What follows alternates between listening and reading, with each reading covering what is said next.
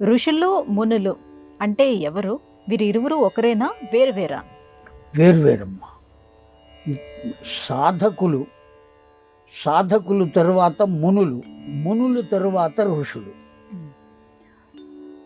దార్శనికులు అని తర్వాత ఇంకొకళ్ళు ఉన్నారు. ఋషుల తర్వాత దార్శనికులు. మొత్తం 4 తెగలు. సాధకులు, మనం కూడా సాధకులమే. అనేకమైనటువంటి కర్మల విషయాలలో ఏ విధంగా ముందుకు వెళ్ళాలి అనే సాధన చేస్తూ ఉంటాం.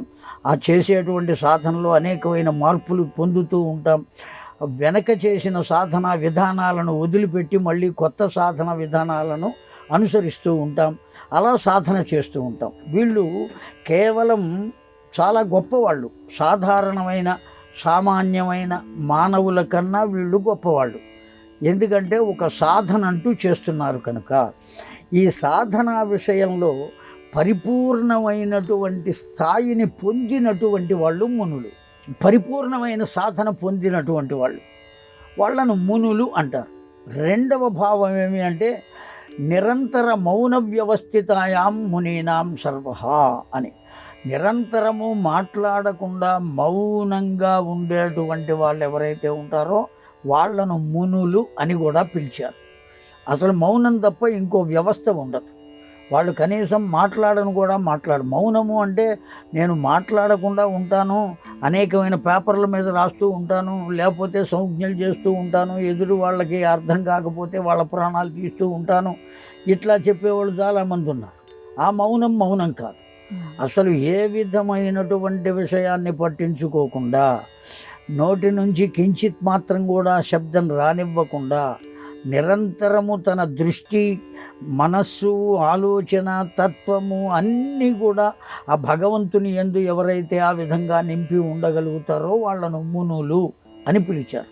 మౌనంగా ఉన్నారు కనుక మౌన వ్యవస్థ చేత మునులు అయ్యారు వాళ్ళు. అయితే ఈ సాధన చేసేటువంటి స్థితిలో ఆ సాధకుడు అనబడేటువంటి వాడు ఒక విధమైన పరిపూర్ణ స్థితిని ఎప్పుడైతే పొందుతాడో ఆ పొందబడినటువంటి స్థితిలో ఉన్న మానవుణ్ణి ముని అని పిలుస్తారు, మునులు అని పిలుస్తారు.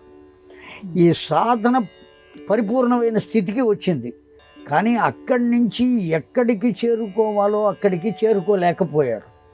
ఆ చేరుకోవడానికి ఎప్పుడైతే ప్రయత్నం చేసి చేరుకోగలుగుతాడో అటువంటి వాళ్ళను ఋషులు అన్నారు. ఆ ఋషులు ఏం చేయగలుగుతారంటే ద్రష్టలు. వాళ్ళు ఓ సంప్రదాయాన్ని ఏర్పాటు చేయగలిగినటువంటి శక్తి వారిలో ఉంటుంది. వాళ్ళ నోటి నుంచి వచ్చినటువంటి మాట జరిగి తీరుతుంది, వాక్శుద్ధి ఏర్పడుతుంది. అటువంటి వాళ్ళను ఋషులు అని పిలుస్తారు. వాళ్ళు చెప్పినటువంటివే ఈ వేదముల నుంచి మనకు వచ్చినటువంటి ధర్మాలు. అందువల్లనే ఆ ధర్మాలను ఏమని పిలిచాం మనం? ఋషుల చేత చెప్పబడినవి గనుక ఆర్షధర్మములు అని చెప్పబడ్డాయి.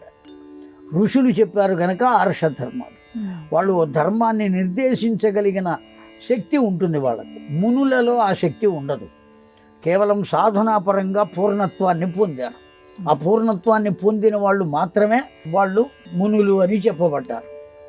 అయితే ఋషులు ఆ స్థాయి నుంచి పై స్థాయికి చేరుకున్నటువంటి వాళ్ళు ద్రష్టలు. ఏదైనా కావాలంటే సృష్టించగలరు, దేన్నైనా ఎక్కడో ఉన్నటువంటి దాన్ని తెలుసుకోగలుగుతారు, ఇక్కడ ఉన్నటువంటి దాన్ని ఇంకొక చోటికి పంపగలుగుతారు, వాళ్ళు వెళ్లకుండానే విషయాన్ని చేర్చగలుగుతారు. అటువంటి దివ్యత్వాన్ని పొందగలిగినటువంటి వాళ్ళు ఋషులు. వీళ్లకు పైన ఉన్నటువంటి వాళ్ళు దార్శనికులు. దార్శనికులు అంటే దైవతత్వాన్ని పరిపూర్ణంగా వారే పొంది వారే దైవంగా మారి ఉండగలిగినటువంటి వారెవరో వాళ్లను దార్శనికులు అని చెబుతారు. కనుక మునులు వేరు, ఋషులు వేరు, యతులు వేరు, సన్యాసులు వేరు, దార్శనికులు వేరు. ఆయా స్థాయిని బట్టి ఆ స్థితిని